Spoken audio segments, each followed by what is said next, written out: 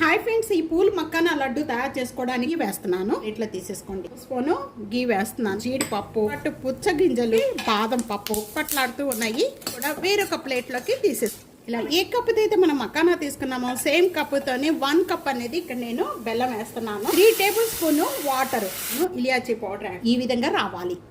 ఇంకా ముదిరిపోయింది అనుకోండి, మీకు లడ్డు అనేది ఇంకా పగలదనమాట, గట్టిగా వచ్చేస్తుంది. అందుకని అంత తీగపాకం వచ్చేంత వరకు కూడా ఉంచేసి ఇంకా స్టవ్ అనేది బంద్ చేసేసి అలాగే పెట్టేసేయండి. బరగ్గా చేసుకోండి. బౌల్లో తీసేసి కూడా మనం ఆపి మనం మిక్సీ పట్టుకోవాలి.